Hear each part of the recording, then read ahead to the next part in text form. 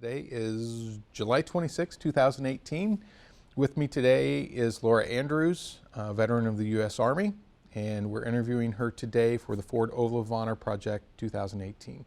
So Laura, can you tell us when and where you were born? I was born in Orlando, Florida in 1985. Okay. When did you join the military? I joined the military in 2007. You joined the U.S. Army, and can you tell us a little about your motivations to join and then what your MOS was.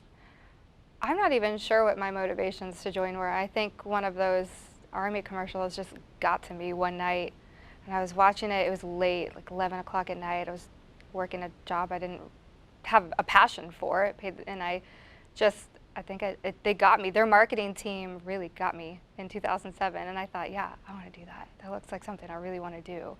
And I was too heavy to join the military at that time. I weighed like 220 pounds-ish, so I had to lose some weight to join, but I just thought, I'm just going to do it and see if I like it.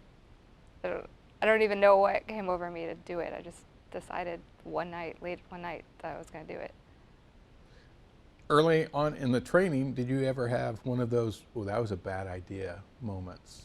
I never had a that was a bad idea moment, ever. There were a couple times in basic training that I was lonely or it was hard, but that was it. It was just lonely and it was hard. But I never thought this was a terrible idea. I should find a way to get out of this. If anything, I thought the opposite. As I joined as a U.S. Army Reserve, and my very first drill weekend, I said, how can I go active duty?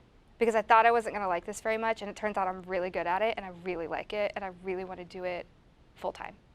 And then we did the paperwork that weekend. I think I was a reserve soldier for a day, 2 days maybe, and then I went right back to the recruiter, and I went active duty the next couple of weeks. I drove to Fort Hood, Texas. What was your training at Fort Hood? What training did you undergo at Fort Hood, or advanced training did you get? Well, my basic training was at Fort Leonard Wood, which is in Missouri, and my AIT, so my advanced training was also at Fort Leonard Wood. That's where I was chemical. It's part of the chemical corps, so that's where our chemical corps is. That's where it still is, and so we did all of our training for basic and AIT in Missouri. And when I went to Fort Hood, I was part of a support unit for 4th Infantry Division. We were a brigade support battalion for a larger fires brigade, which is a field artillery brigade. And so we did a lot of fueling, resupply, distribution, lots of logistics stuff. So as soon as I got to Fort Hood, I learned how to do supply and distribution, which had nothing to do with the chemical corps. I had a couple supply things that were kind of related to the chemical corps because they were chemical equipment, but nobody really used them. So we kind of just counted them and inventoried them, and then focused on water and fuel, the things that we really needed at the time. When did you deploy overseas, and where did you deploy? So I drove to Fort Hood, Texas in early 2007. No, that's wrong. I drove to Fort Hood. I couldn't even tell you. But like 2 months after I got to Fort Hood, we left and we went to Fob Delta, Iraq. And I remember the date that we left was June 7th, 2007, because it was my sister's birthday. So I got to the unit and they said, hey, welcome to the unit. We're glad to have you. We're getting ready to deploy. So even though you just got here, you can take vacation. And then when you come back, we're going to go to Iraq. And I was like, okay, well, this will be fun. So we went to Fob Delta and we did a lot of, again, it was a resupply, or it was a supply battalion. So we did a lot of supply to just different FOBs and different COPs that were a little bit more remotely located. We were on a pretty big FOB with quite a lot of amenities, but some of our guys were out in remote locations, and the way they got their food and water and fuel was through us. So we would take it to them every day, every week. For those that don't know, what's a FOB? What's that stand for? Oh God, you're gonna put me on. So forward operating base. So FOBs are generally one of the bigger operating bases in a combat zone, and so you also have COPS, which I have no idea what it stands for. Don't put that on there. What is it? Command operating post, maybe. There's lots of acronyms, but FOBs are usually a little bit bigger. And so we rely on those people that are stationed there to take those more remote locations, those other operating posts that are a little bit smaller. That's how they get their supplies. When you got to that unit at Fort Hood and they told you you were going to be deploying to Iraq, what were your thoughts when you found that out? My first thought when they said, "Hey, welcome, we're getting ready to deploy, so take vacation," was, "Oh my God, my drill sergeant was right." Because when you're in basic training, especially in around 2007, they were like, "You're gonna deploy, you're gonna fight," and we're like, "Okay," and we just thought, "Oh, they're just scaring us. This is a scare tactic, And they were like, "Don't think that you're just gonna get some an easy paycheck or some free college money, and you're not gonna deploy. You're all gonna deploy. Some of you will die." Like it was super dramatic, and so when I got there, I was like, "Oh my God. Drill sergeant was right." It's like I haven't even been here a day, and he was totally right. But then I got to know some of the people at the unit who already knew each other, so that was kind of it's like making new friends all over again. And once I got to know them, it was just like, okay, well it's kind of like a road trip. It's like, all right, well, let's go. This will be fun. Yeah. You have any anxiety, any fear going on in there?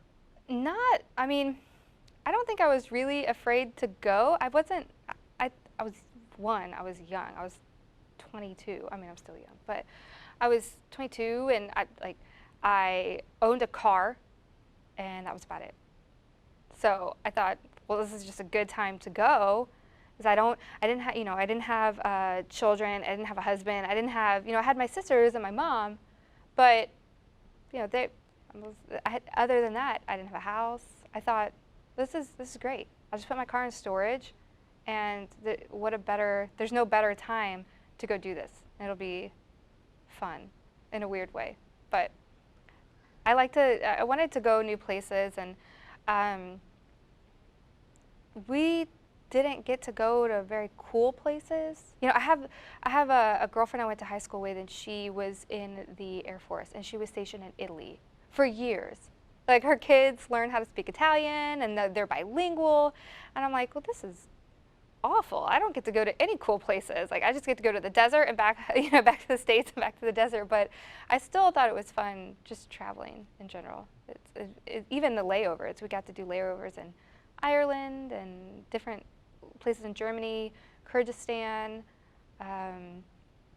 Amsterdam. So just all kinds, we just got to see all kinds of cool places, even if they were from the airport. When you got to Iraq in 2007, you were doing more logistics, which is what was not your AIT. So you had to pick things up in a combat zone. Describe for us a daily routine and for want of a better word, a threat level. How did you get into situations that were tricky? So a daily routine at FOB Delta in 2007 was we would wake up around 5:30. We would go eat. We had a pretty decent sized chow hall with pretty good breakfast, and so we would walk there. We would eat, and then they had a little shuttle that would kind of pick us up from the chow hall and take us to this hangar, which is where all of our trucks were and all of our supplies. It was a huge aircraft hangar. There were no aircrafts in it. We just used it to store all of our stuff. And so we would take this little shuttle, and we would get off the shuttle, we would go in, and we would figure out, because there's no board or anything, there's no dry erase board with, you see that on movies sometimes, like there's this dry erase board with like all the missions. That doesn't, it exists for colonels and sergeants major, but not for us. We don't know what's going on. We just are like, what are we gonna do today? We just show up, tell me what to do. And somebody would just say, we need this many pallets of water. We're going to have to go pick up a Humvee from across the street at Bravo Company, which was our maintenance company.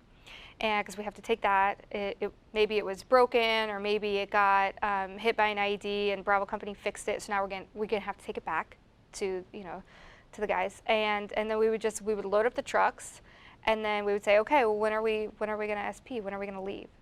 And they would say, well, it would either be like 14 or 1500 that day, or they'd say, oh, this is gonna be a long trip. We're not gonna leave till about 06 tomorrow. So we'd say, okay. So and then we would go eat, or we would go to the gym. We had this small little gym that had a couple treadmills, a Stairmaster, and some weights. So we go lift or go running, and go eat and go to bed. And so, and the threat level at Delta wasn't awful at that time. We had a couple mortar attacks, nothing super crazy. A lot of them went, it wasn't a really big thing. It wasn't a really big fob, so a lot of them just went like right over. So, and we were really close to a river. I don't know if it's the Tigris or the Euphrates, but we were really, really close to that river. And so a lot of times they were just right over the fob. But I mean, they're loud and they're scary the first few times, but after a while you get into a routine where you hear it, you hear the alarms go off, you get up, you go make sure your friends are awake. If it's late at night, hey, wake up, we gotta go over to this bunker. And then we just sit in the bunker and tell jokes and stories or gossip about weird stuff, and then until we get the all clear, and then just go back to bed. Seems very relaxed. You tell it in a very relaxed way. It was pretty relaxed. I know it sounds weird to be in this this high a high anxiety situation and be relaxed, but you're surrounded by people that just make it relaxing. And even if you're scared the first time, or the very first time you get in the bunker, once you're there for 4, 5, 6, 7 hours, you're just kind of over it.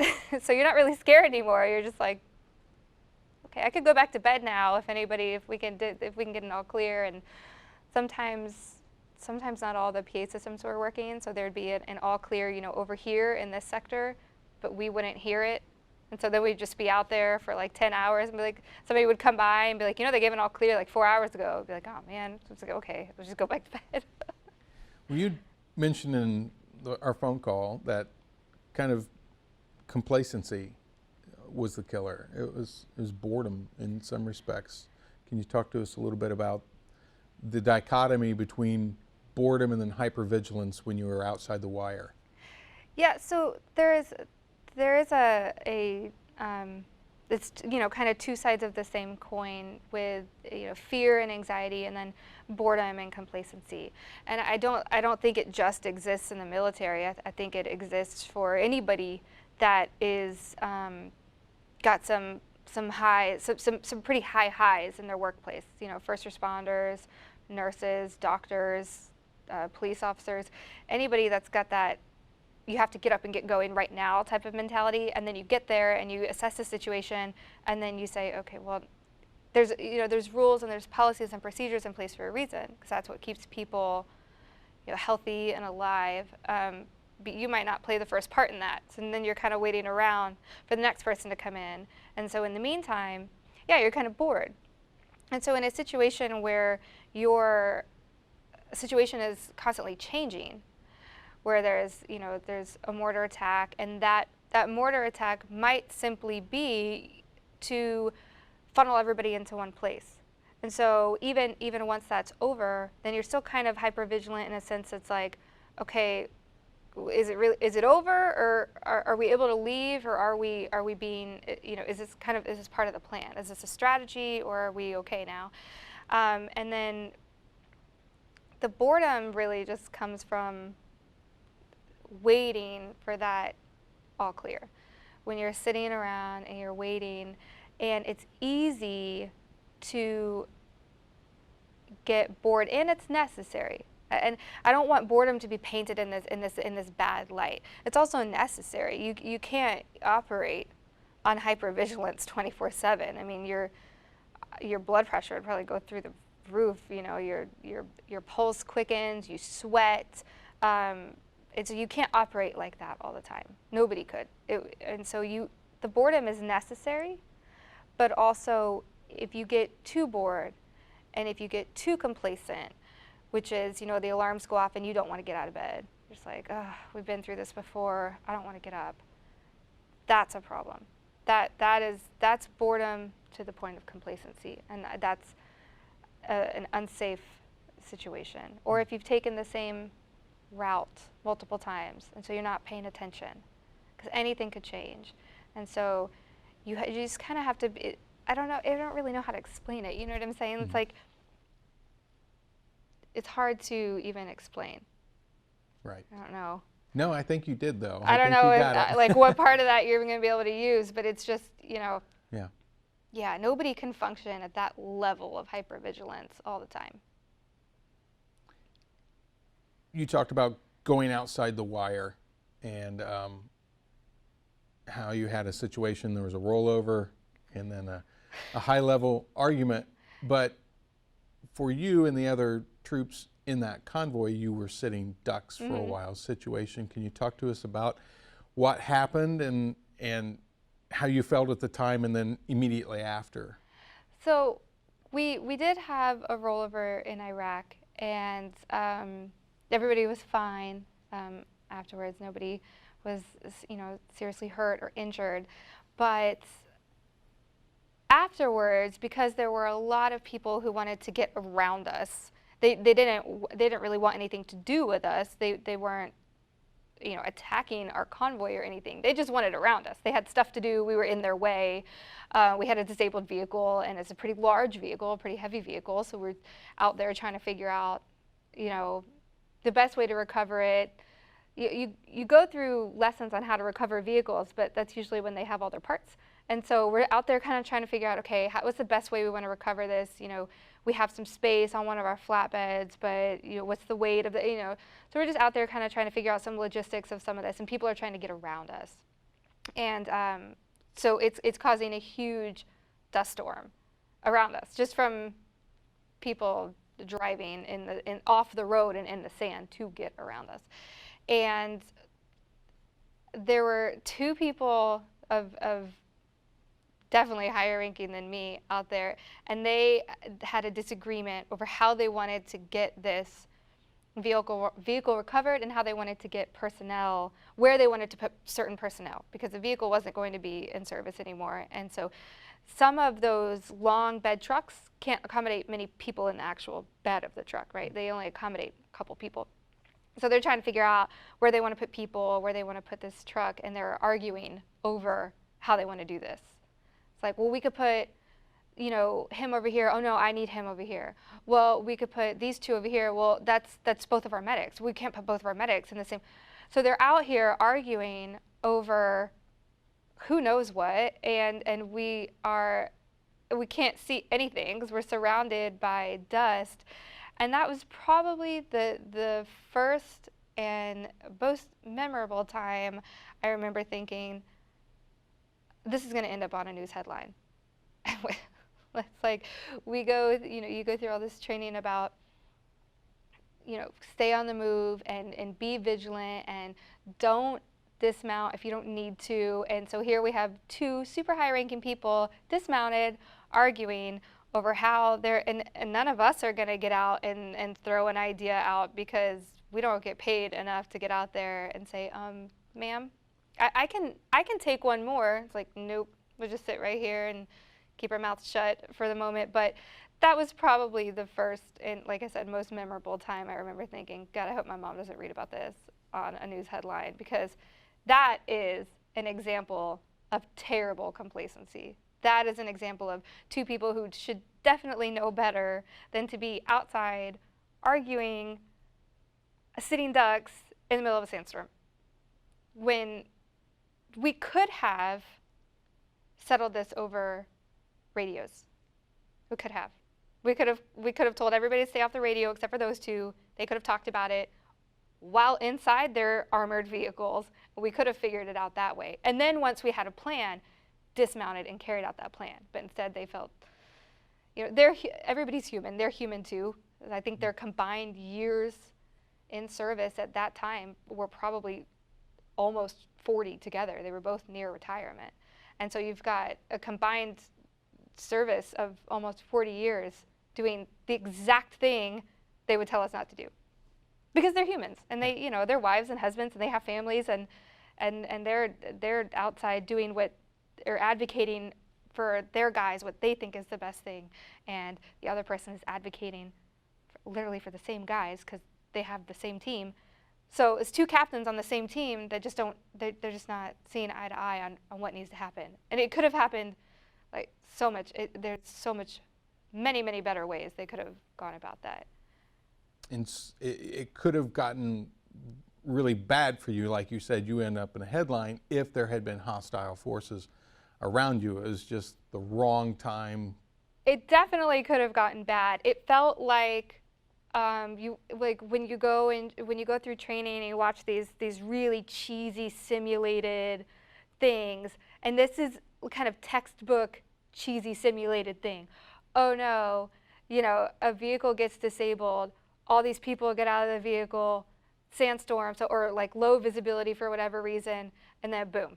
That's a pretty textbook simulation that we, okay, what do we do? What do we do, guys? And we go through this training all the time. And if I said, I know what we should do, let's have the two highest ranking people get out and argue about what we should do next. They'd be like, that's not the answer. Like, of course it's not, but that's what, and it could have gone really badly. It would, like I said, it was just this textbook one thing after another. And I thought, this is exactly, what we go through in training. This is the vignette that we're given, like, okay, now what do you do? And I'm watching it like, I don't think this is what we're supposed to be doing right now. I'm pretty sure, I've only been in less than a year, but I'm pretty sure that this is not what we're supposed to be, how we're supposed to be handling this. Feel like you dodged a bullet on that one? I definitely feel like we all dodged a bullet on that one, because it could have gone so badly, and families would have held a lot of resentment and, blame over how it could have been prevented. If you do everything in your power to do something, whatever that thing is, and whether it's in a clinical setting or a combat setting, you say we did everything we could, and this still was the outcome. You feel pretty good about that, But if you say we did everything wrong and therefore we're in this situation, there's nothing to feel good about there, in any way. And then if people were to blame you, you would accept that. You would take that on, because why wouldn't they? You didn't do everything you were supposed to do. You didn't do everything in your power. And so it's important, to keep a certain level of vigilance, not to the point where you're having physiological reactions to what's, or negative reactions, or to where it's affecting your health, but enough to where you can say, we did everything we could have done. If I were to do it again, I would do it the same way. Instructive moments like that, you had a long deployment, so you probably kept those in mind, but did your personal attitude or the way you approach things change any as you neared the end of your deployment? My first deployment taught me a lot. I was in my very early 20s. I had never been outside of the United States before. I didn't even have a passport, so I had never really been anywhere. And that deployment was so, it did change a lot. And so, one, I went up a couple ranks on that deployment because it was really long. And then also I got to go outside the wire a lot, and I got to be on the road a lot. So one, I learned a lot about vehicles that I don't even think I knew how to change a tire before I went on that deployment. And I came out of that deployment having helped rebuild an engine. So I learned a lot about vehicles, but I also learned a lot about people. And what I thought was most interesting, and what I still think is probably the best lesson from both of my deployments, but especially that one because it was my first exposure, is just that children, our children here, and their children there, they're just not different at all. There's not.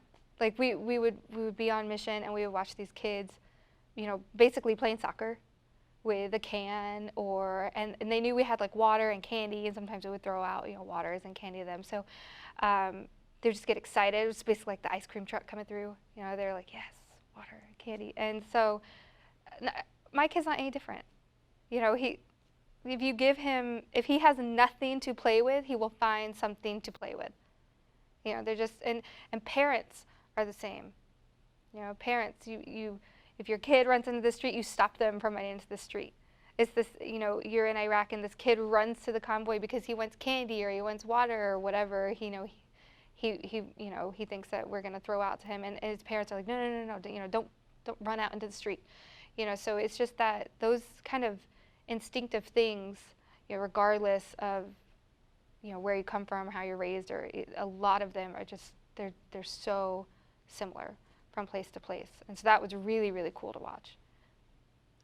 And then your second point, you came home, you came back to the States. Did they put you back into the chem unit, or were you in a new unit with new training? When we first got back to Fort Hood, we had some post-deployment stuff to do, just regular logistical things. When you get back, you get all your equipment off because we don't fly with all the equipment. They have to come back on ship, rail, different ways. So we had some stuff to do as far as that goes. And then let's see, how long was I in that unit? We got back in July, August, June, July, August, maybe September, late August, early September, I think. And I was a specialist. I was E4, and I wanted to go to the board for my sergeant, and I wanted to go with the unit that I had deployed with, the only unit I knew. Why would it's like, why would you want to, if you want to be promoted, you probably want your boss to evaluate you, not a new person, because they don't know you. So I said, they asked, my sergeant major asked me, do you want to go to a chem unit? We had a chem unit on Fort Hood. And I was like, yes, I definitely want to go to a chem unit. I've spent, over 15 months learning different things, and I really loved learning different things. But now I'm to the point where I feel like I don't even remember my job. So I would like to go get more technically proficient at my job. I feel like I've become very technically proficient on deployment, but I have to go become technically proficient. And he said, well, would you like to go to the board? I said, yeah, I want to go to the board. He goes, okay, well, let's keep you around here. He was getting ready to change duty stations, and he said, I think his report date was in like December, maybe December or January. I think it was December. And he said, let's get you to the board before I report in December. I said, okay. He's like, study, don't waste our time. And I said, okay, I'm not gonna waste your time. And so I went to the board, and I became promotable, which is different than being promoted. It's like the prerequisite to being promoted. And then I put in paperwork to transfer literally 2 blocks down the street to our chem unit. And then I spent a lot of time working on actual CBRN stuff there. Did you stay in that chem unit, or prior to your next deployment, did they move you somewhere else? I stayed in that chem unit from 2008, I think, until 2011. So I was there for a couple of years. We fielded a new Stryker, which we used to have this vehicle called the Fox, and it did some mounted reconnaissance, and then we moved to Strykers, not just as a chemical unit, but we all moved to Strykers. So we went from tanks, which are belted, to wheeled vehicles, and so that transition was something that we were doing from 2008 to 2010-ish, and so in we had to learn everything on the Stryker, and then we took them for testing, which they're not just testing the Stryker, they're also testing our ability to do certain things in the Stryker. And so once we got that fielded, then I felt, it's like this balance, then I felt very tactically inefficient because I hadn't deployed in a while. So I'm like, now I know everything I need to know about this Stryker. Are we going to use it? They're like, no, we'll probably never take this. And I said, well, okay. And so I said, well, I want to, I want to go become tactically proficient again. And there's two sides, two things you have to keep in balance. Your technical skill and your technical proficiency and your tactical proficiency. And when you work on one, you lose the other. So I said, okay, well, I've worked on this one for a couple years. I want to go to a combat arms unit. And they were like, you're crazy. And I said, okay, that's where I want to go. And so I went to Fort Lewis, Washington. I had been, because even though I had been in 2 different units, I had been on Fort Hood for quite a few years. So I basically called Big Army, like the Army, and I said, I'm sick of Fort Hood. I want to go somewhere else. They said, do you want to go to Fort Lewis, Washington? I said, okay. Yeah, sounds good. It's pretty there. Let's go. And when I showed up, my orders were to a cav unit. And I thought, well, this will be fun. So I went in to report, and like nobody was there. It was like a ghost town. I thought I was in the wrong place. And they were deployed. And I thought, oh, okay, I see where this is going. We're doing this whole thing all over again. Hey, welcome to the unit. We're deployed. And so I went in and I said, hi, my name is Sergeant Andrews, and I'm reporting to your unit. And they said, they looked at my papers, and they said, are you sure that you are not supposed to be at the BSB? I said, the Brigade Support Battalion? Oh, because this is a combat arms unit? No, my orders are to here. And they said, well, we don't have any females in this unit. I said, well, you do now. So I didn't put myself on orders. I didn't type these up myself. So you do now.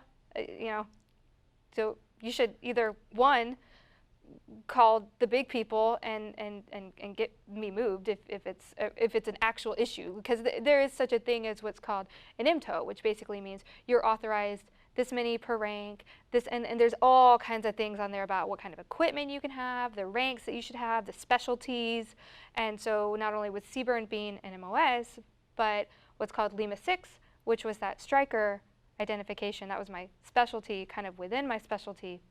I said, well, if you're not authorized a Lima 6, then sure, yeah, but I think that this is where it's supposed to be. And they were like, okay, well, we're deployed right now. I said, that's fine. Do you have a CBRN platoon? They said, well, yeah, but I don't think we're authorized females in it. And I said, okay, well, they call Sergeant Major, because he's expecting me. And they did, and I wasn't part of the email chain, but they basically said, we talked to Sergeant Major. The unit was in Afghanistan. They said, we talked to Sergeant Major, and he's totally expecting you. And I said, yeah, because I'm on orders to this unit. As I told you, this is the unit that I'm supposed to be at. He said, oh, and he was like, well, we're really sorry. We don't have any women except for the medics, the medics are different. They're their own. They're like part of one unit, but then they get tasked out to other units. So they kind of, the way their personnel structure is a little bit different. But he said, we don't have any women except for the medics. Like, we don't have any actual women in our unit. I was like, well, this is going to be fun then. This is going to be really fun. So that was December, and then I joined them in Afghanistan around February. So it took me a while to get all the immunizations that I needed for different parts of the world. You have different things that you need immunized for, or medicines, and so it took me a while to go through the readiness prep for that location, because I'd never been to that.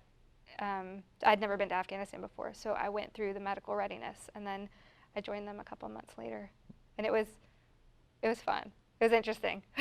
I was going to say that, your reaction to being placed in a combat arms situation, I guess, is unique, at least from the interviews I've had.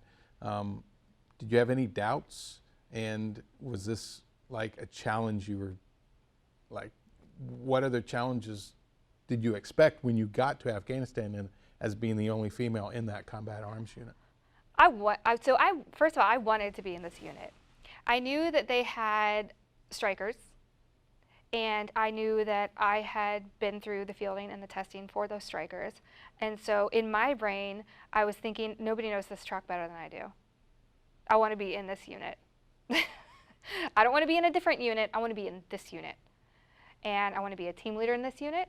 I want to be a female team leader. And I mean, I was like, let's do this, you know. And I guess I was just really, really set that that's where I wanted to be. I didn't want to be working on a striker in a training unit. I wanted to be working on that truck with people forward, deployed, doing something. And when I got to Afghanistan, I met with the sergeant major and I met with the colonel, and they said, well, your platoon is at a different FOB. And I said, okay, so when do I leave? Like, when do I go? And they were like, well, we don't know. I was like, okay. And so a couple days later, that platoon that was supposed to be my platoon came to my FOB. And the platoon sergeant came, and so I had met him before. The chemical corps is very small. So I had met him before, and he said, hey, it's good to see you again. I said, you too, how you been? You know, I haven't seen you since Fort Hood. It's good to see you. And he said, when are you coming to the platoon? I said, I don't know. I don't think they're gonna let me. He said, why? I said, I don't know. Something about having a female battle buddy. He goes, well, we have a medic. She's a female. I said, yeah, I don't know. I said, I don't know if they're gonna let me come over there. And he said, well, that's crazy. You should come over. And I said, I know, but you know, I don't make these decisions, so I have no idea if I'm going to be able to come over there. So a couple weeks pass, and and I was working in base defense during the day, and then some personnel shifts happened, and they said, well, okay, we want you to work in base defense at night.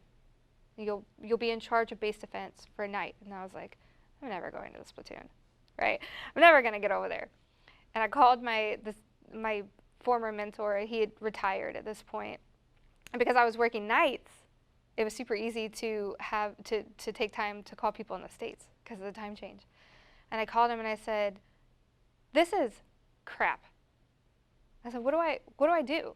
I said, it is clear to me that I am not allowed to go to this platoon, you know, because I'm a woman, and I'm pissed off.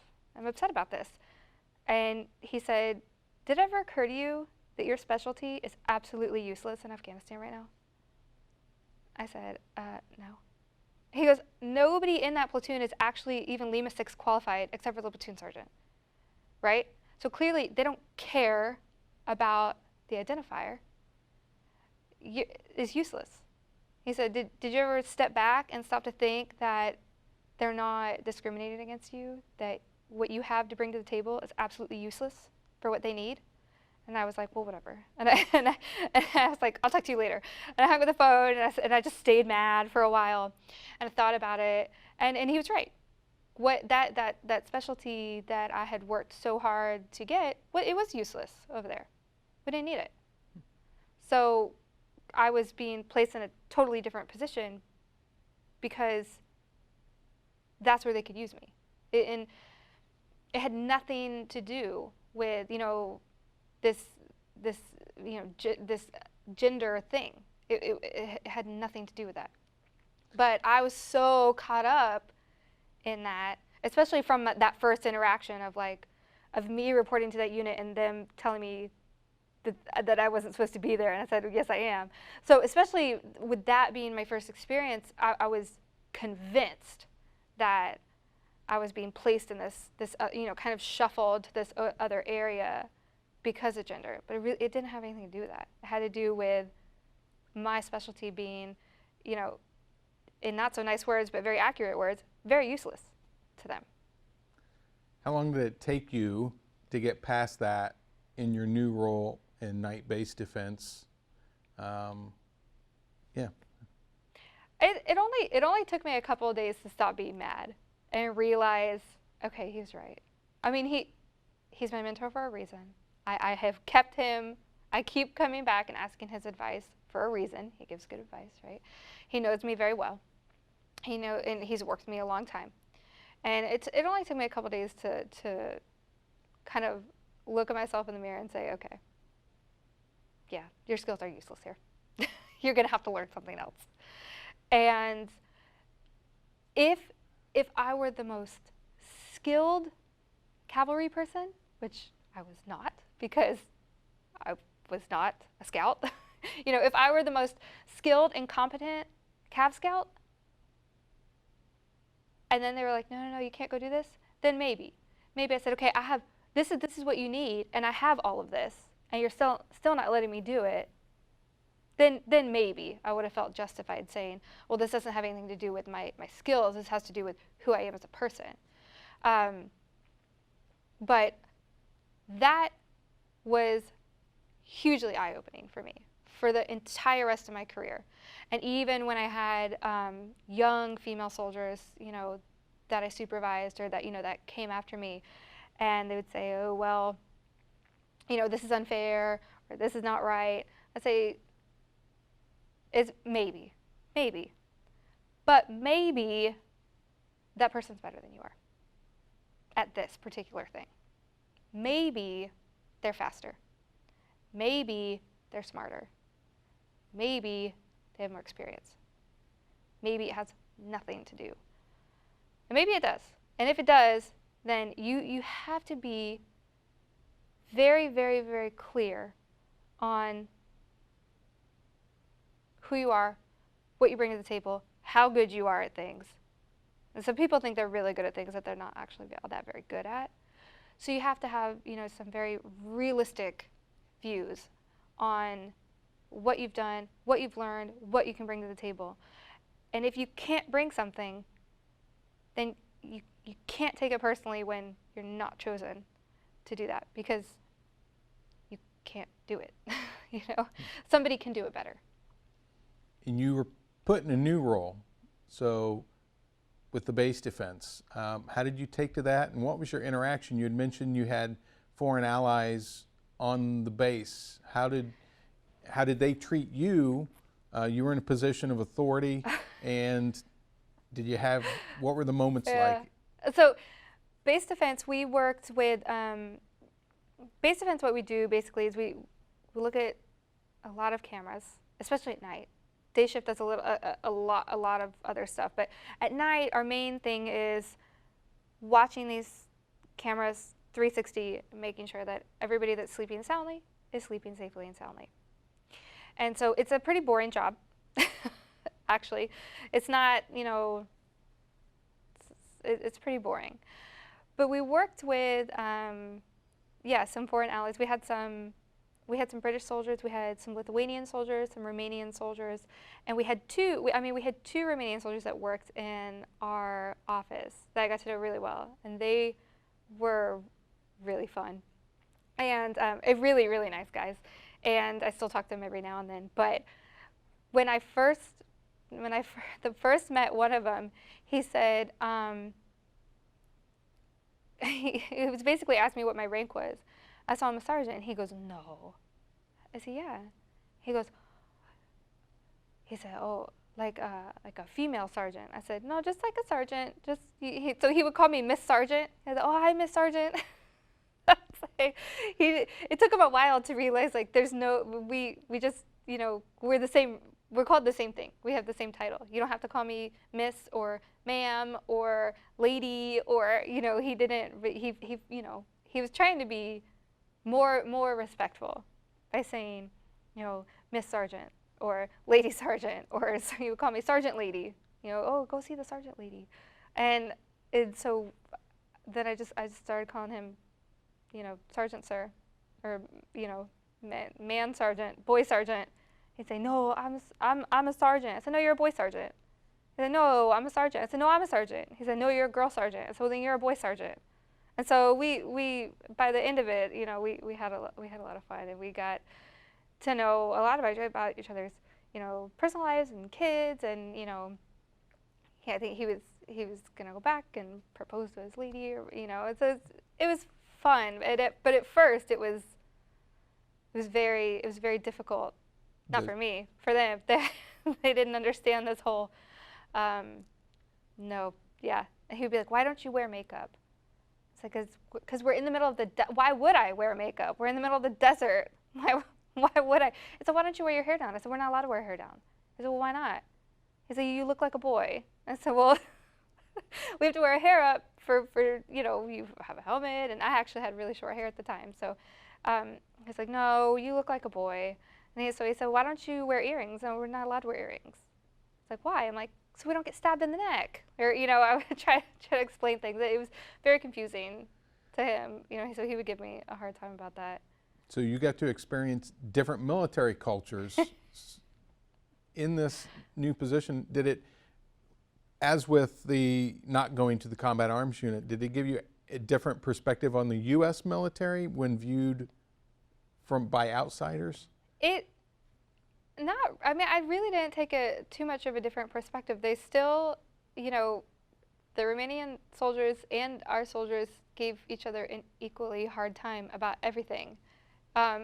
So it was just kind of always joking, and it's just we were just joking about different things, but it wasn't our tactics and procedures were the same. We kind of married all of those up when we got there. So this is how we operate, and they'd say, "Well, this is usually what we do." I would say, "Okay." The Romanians really ran our towers, and most of the time, and so they would tell us, "Well, this is why we did it," or "This is how we do it," and we would say, "Well, this is how we do it," and then basically we would just kind of marry those two up, whichever way of doing things was going to be best. And nobody really, kind of going back to that, if you're good at something, you're good at it, and if you're not, you're not. I mean, nobody really took offense when we were like, "Well, we're not going to do it that way anymore." They're like, "Why?" "Well, this way is better." "Okay, yeah." And they'd be like, "Yeah, that way is better." So nobody really, there wasn't really a big, I don't think, competition of egos. Maybe there was at the higher level, I don't know, but at least at our level of procedures, things were in place, and they were in that place for a reason, and if we needed to change them, or if somebody had a good idea, then we changed them. So you got along in coalition warfare with our allies pretty well then. Yeah, we got along really well. I think we got along really well. You had an incident you were talking to me about with the UAV and having to go at night outside the wire. Can you talk to us a little bit about that and what was going through your mind at the time? So we had we had some foot traffic around the FOB, and it was just a little concerning. It was different than what we were used to, and we had Ramadan coming up, which is usually this is we are a little bit more hyper vigilant around and during that time, and so we were like, okay, better safe than sorry. We'll man the walls for a couple of hours, see if this is a real threat. So that's what we did. Everybody got up, and we all went out. Again, boring. And so it's dark. You're just kind of sitting there, right? And we hear this like this small motor, and then we hear this crash. And I turned to I had some scouts on the wall next to me, and I turned to them because they're scouts, and I thought, clearly they must know, right? They're better at this whole combat thing than we are. And I said, "What was that?" And he goes, "I don't know." I said, "Well, what just crashed?" He said, "I have no idea." And as soon as we had a threat at night, my daytime, the guy that supervises the daytime, he took over because he was 2 ranks higher than I was, and had way more experience than I did in combat, in leadership, in everything. And so as soon as he got there and I said, "Hey, here's what's going on," he was like, "Okay, get out of my way." And I was like, "Okay." I'm like, "Okie dokie, tell me where you need me." And so I was on the wall, and then I hear him on the radio. He says, I need you to come to the office. I'm like, I'm on the wall with a weapon right now. He was like, yeah. Bring the weapon with you. Just come back to the office. And I was like, okay. So I came back and he's like, we're going to have to take this like little golf cart. He said, you and a couple of guys are going to take this golf cart out the front gate. I was like, why? He goes, we crashed the UAV, which is an unmanned aerial craft. I said, well, why don't they go look for it? And he goes, well, they don't know the FOB as well as you do. I mean, we watch it all the time, and you watch it at night, so you know literally where every divot is. I was like, okay. So we're out there, and we're just like rolling our eyes and cussing. We're like, this is just the dumbest thing. We're out here, like there's nothing even going on. It's that kind of like, people, like my mom will say, oh, you should be thankful it was a boring day, right? You should be grateful that it was a boring day. And she's right, but you only take so many boring days in a row where you're just thinking, oh, like this is the dumbest thing. We're out here on a golf cart looking for a paper airplane. That's what we used to call it. We used to always make fun of them, call them paper airplanes. Well, at least I don't fly paper airplanes, And so we're out here in the middle of the night on a golf cart looking for a fake plane, basically. A plane with a camera on it, right?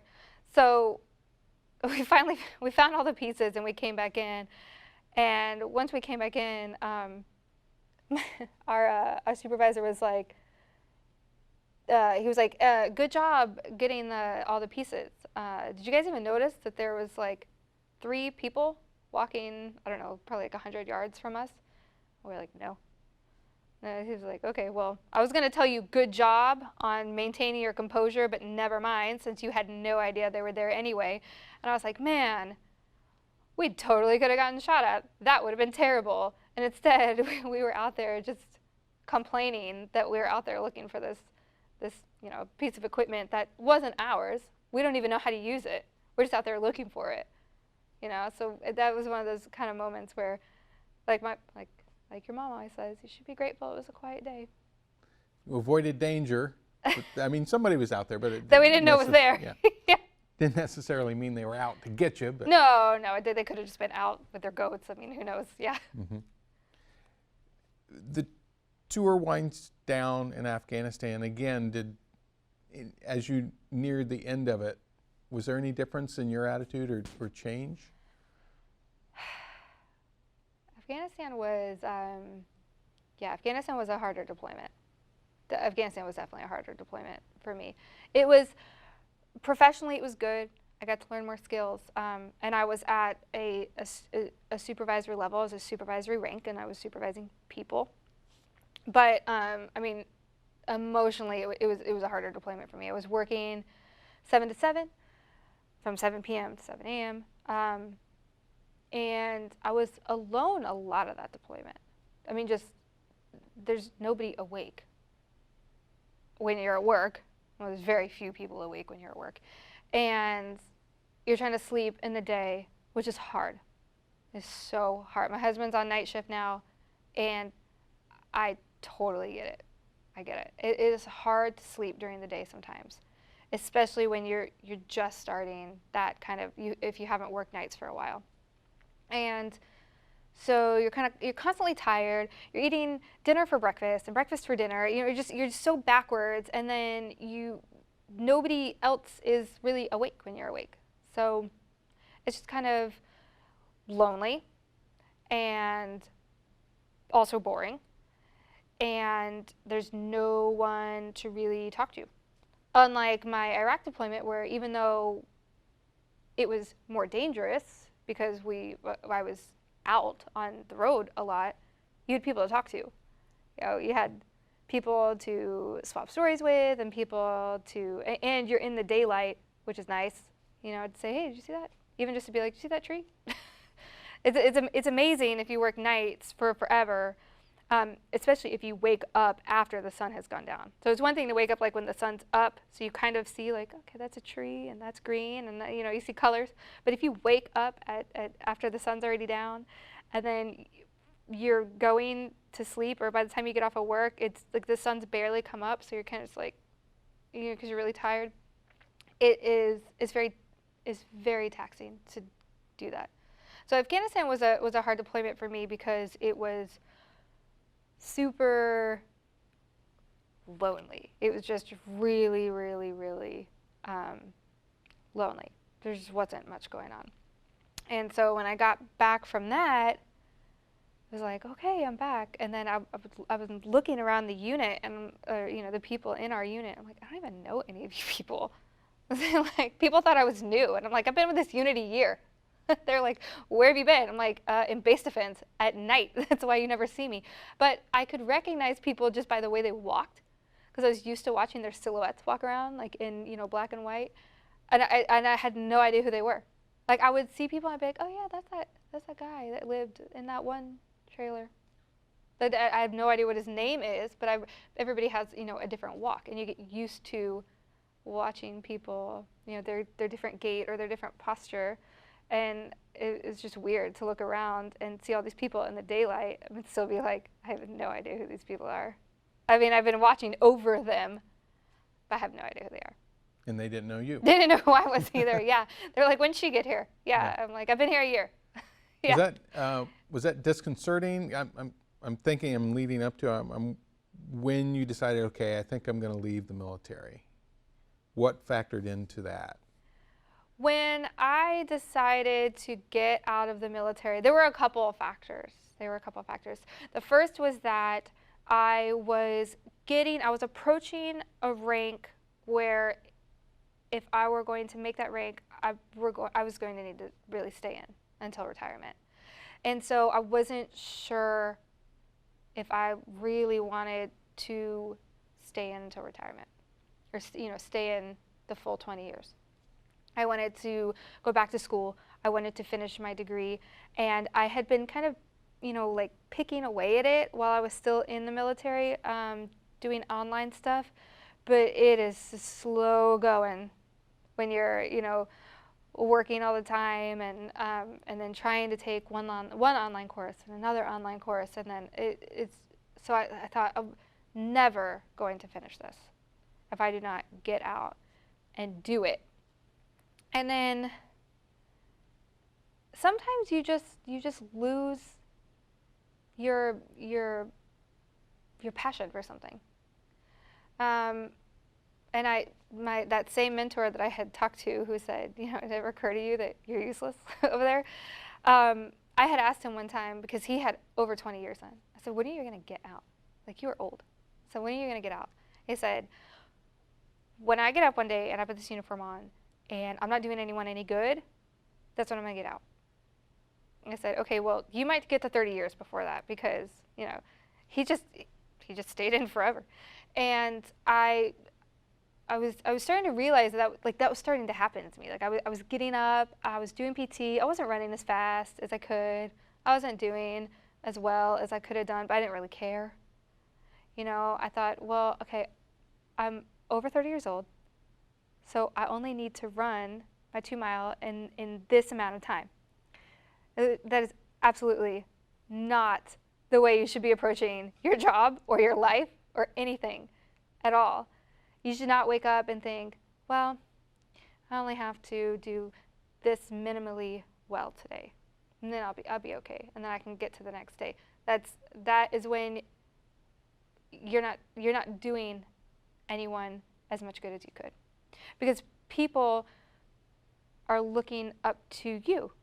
And even though by the time I got out, we were over Soldier 2020, which was, you know, our you know, kind of female integration into combat arms. So that was done. We had female rangers when I got out, which was amazing. So all these things had happened while I was in, but still, there's still young, you know, female soldiers that are like, oh, I don't want to be like her. She's slow, you know. So I kind of was starting to really lose, you know, my desire to do the best. Like, I was like, I'm tired. Some people can push through for 20 years, and they are just as hard charging as probably more so than they were when they got in. I know plenty of people like that who are still in well past 20 years, and they're still super fit, and they're still very motivated, and they're still very inspiring. And I'm like, man, like, you were made to do that. I really enjoyed doing it, and I learned so much, but I don't think I was not made to do it forever. And so I thought, well, I'm going to get out this year. I'm done. This is my last year getting out. And then I came down on orders to go to school. And I told my unit, I said, I don't want to go to this school. I said, this is a waste of the Army's money. I'm going to get out. So why are they going to send me to the school? They said, well, we can't get you out of the school. Like, you have to go to the school. I thought, you know what's going to happen? I'm going to go to this school. I'm going to learn all this cool stuff. I'm going to get really excited, and then I'm going to want to stay in. Basically, like, you guys are ruining my plan to quit you.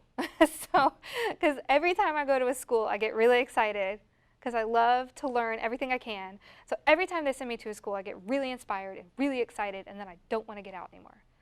So I thought, well, this is going to be terrible. This is going to be awful. I'm going to end up re-enlisting and be in for another 4 to 5 years or whatever. And I went to the school, which is where I met my husband, and then we were long distance for a little while. And after meeting him, and he's like, are you going to get out or are you going to stay in? And I was like, I don't know. It's so inspiring being here. It's awful, you know?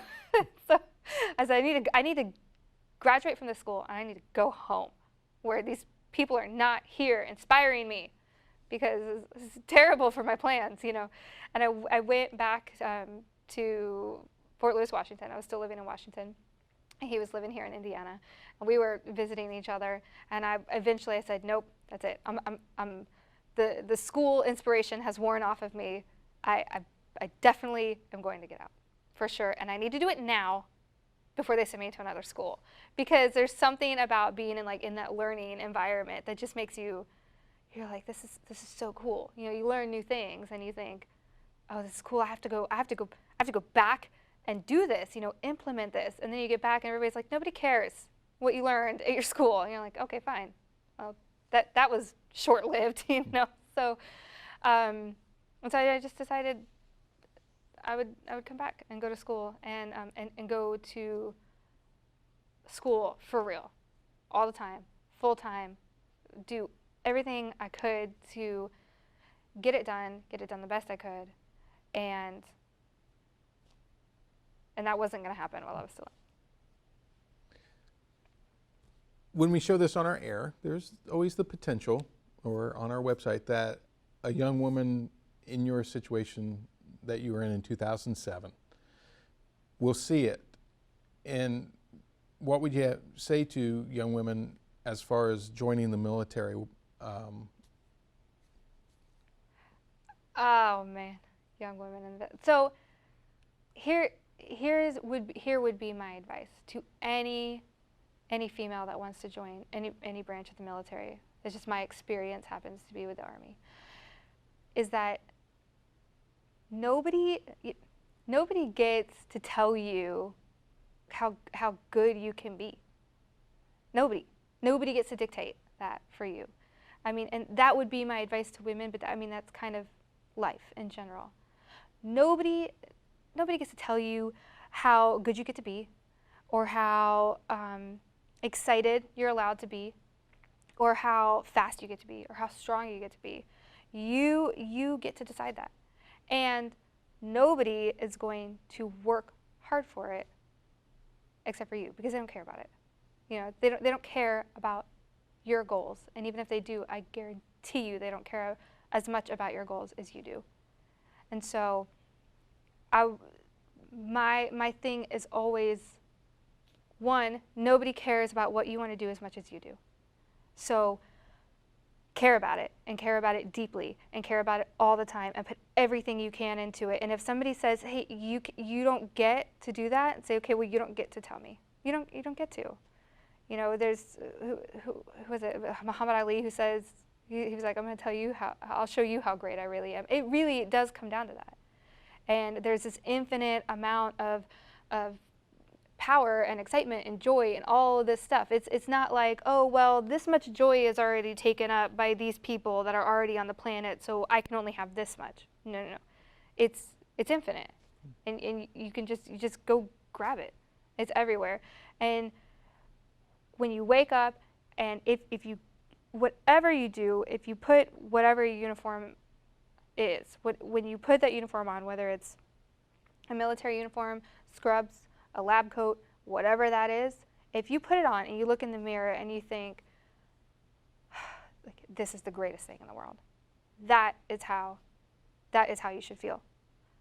And if you put it on and you think, ugh, I didn't get enough sleep, I hate this, then really reevaluate whether or not what you're doing is getting you to, your goals, or to the greatest, or to whatever that is that you want to be. Because if you're looking at yourself in the mirror and you're thinking, I'm not really sure, then maybe you're just having a bad day. Everybody has bad days, and sometimes you just kind of have to sit in the, on that bad day and take a breath and go, okay, tomorrow will be better. But when they start kind of repeating, or when you start realizing, I'm not as in love with this as I used to be, that's okay. But when you're in love with something, you're in love with it, And I loved the military, and for the longest time, I would be like, look good in this uniform, right? I felt great in it, and that's how you should feel every day.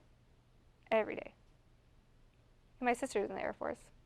Still in the Air Force? My sister is, yeah. My Okay. sister is a lieutenant in the Air Force. Wow, good And for she's her. still like, I see pictures of her, and I mean, she is younger than I am. But she sends me pictures. She sent me a picture the other day. She's on, I don't know, she's Air Force, I was Army. She's on some aircraft, I don't know what it is. And she looks so excited, right? She's so excited. She's like, look at this. This is so cool. I'm on an aircraft. How cool is this? I'm like, yeah, that's how it should look. Yeah. She still has that. She's little so spark. excited. Yeah, she's just really excited, But she's also, call her baby lieutenant. Don't Baby call her, I said lieutenant, that. She's a baby Butterbar. lieutenant. Yeah, Yeah. she is. Yeah, she is. She's a baby lieutenant. But she's super excited. And she has, that, I don't know, that excitement it's contagious. And when you have it, other people want it. And when you don't have it, nobody wants to be around you. Once you've lost it, then it's time to hang up the uniform. Yeah. But when you're that excited though, like you can see it even in pictures. Certain look in the eye. Yeah, I mean, and she's just on this aircraft like she's just so excited, and she's in the Air Force. I mean, and my brother-in-law, her husband, has been in for a while, so she's seen aircrafts. They're active duty. She's lived in, it's not the first aircraft she's ever seen, but she's just like, this is so cool. Something about that moment that the picture captured Yeah. that you can see because you wore a uniform. You Yeah. wore a uniform, so you kind of know that look. Yeah. In it's a way. Just, it's So, just the coolest feeling too, to be excited about what you're doing. Everybody should be excited about what they're doing. Yeah. If you're not, you should quit. Just quit. I quit. We'll check with Heather. Heather can hear me, so we'll check with Heather and see if I missed anything, or if she wants me to follow up, Okay. or have you follow up on anything, Okay. and That was fun. she'll talk to us through Eric. Have her talk a little bit about breaking the glass ceiling as a female. Okay. What was the attitude among the male soldiers when you were going up in ranks? Was it accepting, or did you have to fight a little extra harder than they did? There's both attitudes when you're going up through the ranks. There's people that are very accepting and they're excited. And you could tell a lot of times these are people that have sisters and they have daughters. And you can kind of tell that. Like they're like, yeah, this is exciting for you, it's exciting for me. What's exciting is eventually we'll be at a place in our history where how was it to be a woman in the military is not even a relevant question. It's not even a relevant question. Like we don't even think twice about it. That's not where we're at now. One day we'll be there, and gender, it won't even seem relevant at all. But there's both attitudes. There's people that really want to see you succeed, and they know how good you are. They know how competent you are, and their excited. Their excitement for you is based on your merit. And then there are people that are bitter. And it happens. And it happens. And it is possible, it is likely, in fact, that I would still outrank them if I were not a woman, because I am better at this than you are. I am faster than you. I'm stronger than you. I'm quicker, wittier. I think better on my feet. I'm better under pressure. You're not. And but it's easier to say, oh, well, I didn't get that because, Sergeant Major's a dude, Sergeant Andrews is a chick, so clearly he likes her better. Like, no, he doesn't like you because you're lazy. Or, X, Y, and Z. For the same reason that some women think that they're not being given an opportunity because they're a woman. You see that in men too. They think that you're being given an opportunity because you're a woman. And you can listen to that, or you can do what I do and not listen to that, because it's not helpful at all. It will not help you get anywhere if you listen to people say that you only got somewhere because of money or networking or gender or affirmative action reasons. One, you will doubt yourself and your own ability. You'll start to think, did I get here because I'm a woman, or did I get here because I'm really smart and good at what I do? And two, which is even more dangerous, you may even start to use that to your advantage, which then, of course, you're just fulfilling the bitter person's accusation to begin with, which means they're right. And you don't want them to be right because they're bitter. Yeah. Yeah. What did you, where you're at right now, what was the most valuable thing you took away from your service in the military and you find yourself drawing on day after day? Day after day, I think, yeah, hands down. There's a couple really good lessons that you learn in almost 10 years of active duty service, but I still think that the hands down most valuable thing I've learned that I try to pass on to my son, or at least I will try as he gets older and becomes more receptive to my parenting wisdom. He probably will never. But it's that you genuinely are in charge of everything that you do. Even if there's rules and regulations, or you have to wear your hair a certain way, or you have to wear green socks, or you have to wear a black watch, right? There's certain things in place for a reason. Those are not stopping you from being great and being happy. That is all on you as an individual, all of it. And so you can sit around and make excuses about how, I've said this before when I'm bitter and angry and irritated and I'm overworked, and I've said, this is ridiculous. I work a job that doesn't even let me pick out my own socks. I have said that before. It's just kind of dumb, right? Socks. Who cares? You don't see them. They're white. They're black. You can't. No. Somebody could actually say, hey, we're going to write you up because you don't have green socks on. Like, that is the dumbest thing. Now, who put that rule into print? I don't know. I'm sure they had a reason. They're much higher ranking than I did. But does green socks have anything to do with my happiness as a person? No, it shouldn't when you think about it. You can easily sit and dwell on it and say, this is ridiculous that I'm 30 years old and cannot even be trusted to pick out my own socks. This is the dumbest thing in the world. Or you can say, they're socks. Who cares? Right? Who cares?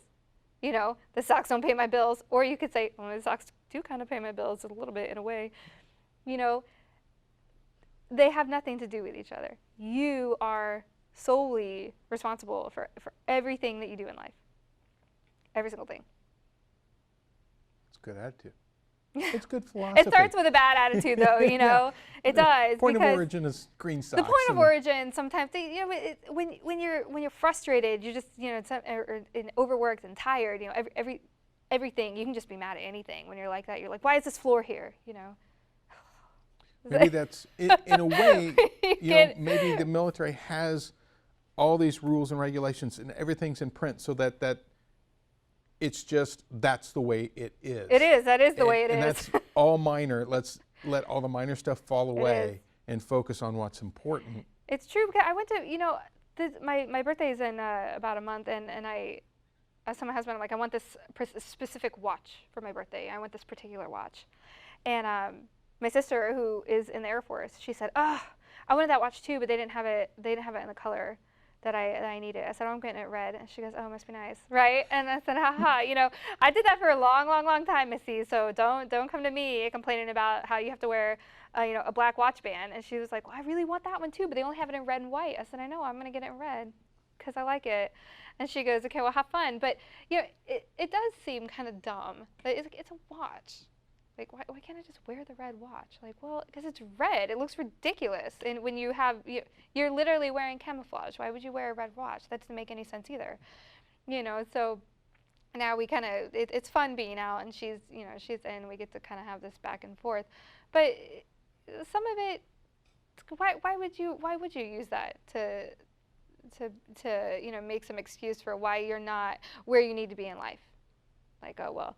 And that's kind of like the little existential crisis I was having at that moment. Like, I live in an apartment that literally the only thing I own is a cat and a car, and the cat could run away at any time, really. So it's like I'm 30-something years old. I don't have a house. I don't have a family. I don't have anything except for this car, and I can't even pick up my own socks. Right? And so you get to this point where you're just dwelling on everything.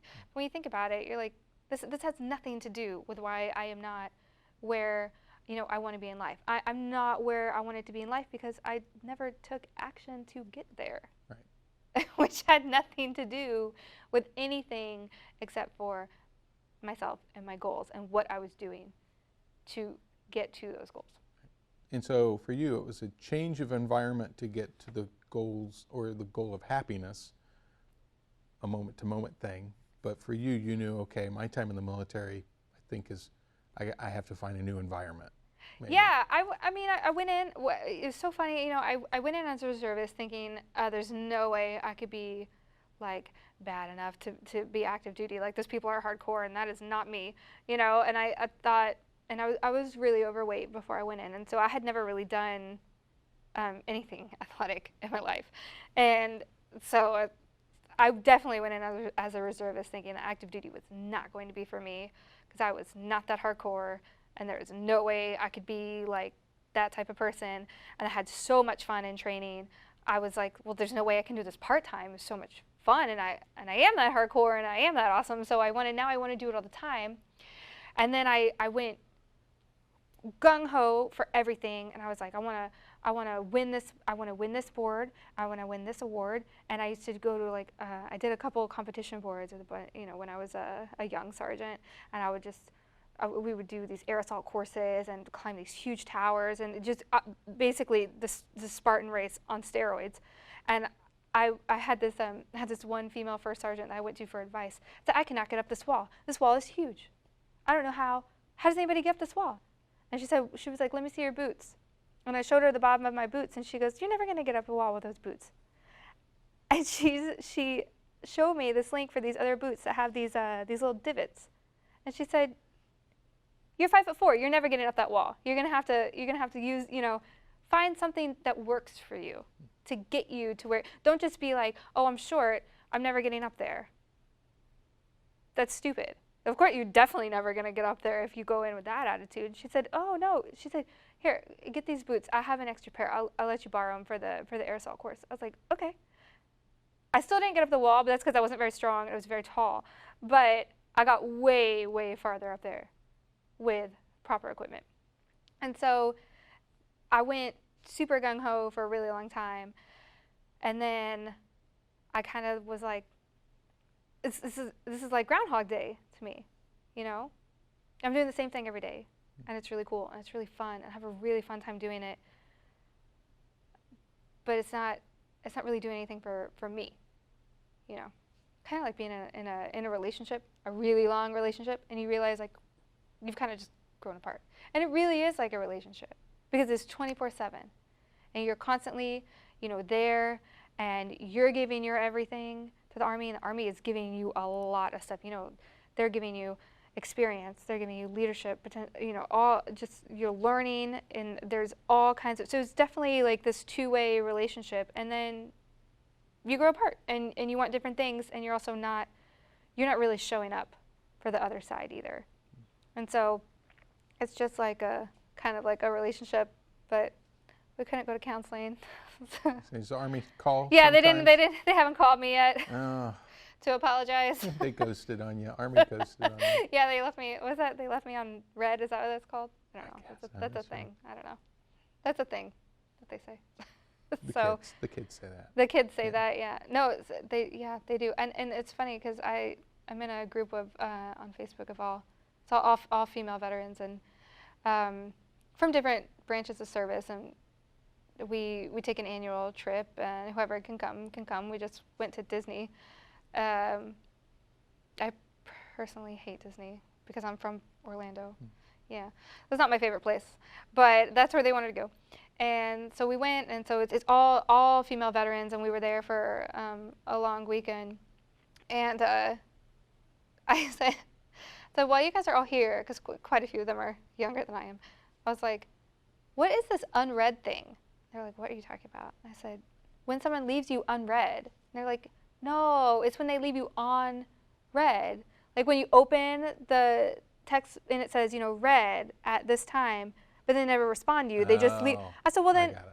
I was said, well, thinking the color for some reason. Yeah, I said, well, that doesn't make any sense. I said, why wouldn't it make more sense to just not read their message, to like literally leave them unread? And they were like, you don't get it. I was like, okay.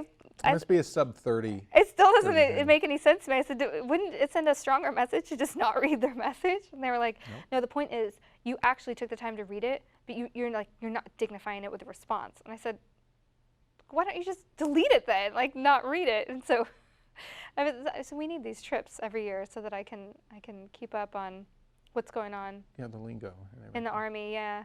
It was good to take that trip too, because one of them's in Germany now. I don't think she'll be coming on another trip with us for a couple of years, but it's a fun group. We all hang out together, and kind of try to swap those stories and Right. The shared experience of the yeah, female lots soldier. of shared experience of female soldiers and just different things. And most bases have some form of female mentorship program. Most bases do, or at least they did when I was in. But sometimes they're awkward because you're in person. Just kind of like this is a little awkward, right? Yeah. But and so you don't end up actually forging super close relationships, because also you are going to see those people around professional circles. And as much as you want to have a heart-to-heart with this other female or this other, you also don't want them to, what if they're a terrible person? And then they use your stuff against you, or they go tell somebody else. So it's female mentorship programs are an amazing way to guide young soldiers, young female soldiers. But as you get kind of like into those more competitive ranks, there's a lot of, it's hard to determine who you can trust and who you can't, female, male, otherwise it doesn't, regardless. So we started kind of like a more online format a couple years ago, and we don't take new members anymore. Now it's just, I think there's 186 or 187, something like that in there. And one of our members passed away of breast cancer, and after she passed away, we said we're not going to take any more members because nobody would know who she was. And then we do a lot of things, in support of her, in memory of her, and we didn't want any new members. But there's still, 186 something people, and it feels really close. People tell the most personal stories in there, and I don't think anybody really feels like that anybody would tell their secrets to anybody. Yeah. And my husband would be like, "What are you doing?" I'll say, "I'm on Facebook." He goes, "Oh, okay." tell the he calls them like strawberries, or because it's called like the berry, and so he'd be like, "Tell the berries I said hi." I'm like, "Okay." And they all know his name, and they're like, "How's Gabe doing?" Whatever. But it's good to have that connection, maybe better at a distance, like you had Yeah, said. and there's some it's nice to be separation. online too because we're all over the place now. Some of us are out, some of us are still in, some of us have retired. We all have different. We all had different jobs, and we were in. We were all different ranks, and so, we've got paralegals in there. We have substance abuse counselors in there. We have quite a few mental health professionals in there. We have some medics in there, some trauma nurses, some social work, just all kinds of specialties in there. And some of us are out now, and so now it's like, okay, well, I was able to help you while I was in, and say, hey, I know somebody at this space. Do you want me to contact them and help you out? Now that I'm out, I can say, like for example, our people that worked in legal, they still have civilian jobs in legal. And so, if you have a question or if you have a need, it's so much easier now because we're so spread out now versus having the same social network. Now we have, that sphere of influence is vastly, larger. And so we're saying, hey, we're able to go, hey, where's your brother? Okay, well, you know what? So-and-so's down in Texas. I will call her. I'll call her tomorrow, and I will have her. I will see what she can do. And so it's really cool the way, we set it up a couple years ago, and now some of us are out, some of us are still in, but we have just a plethora of experiences among us. And it's really cool. I really, really like it.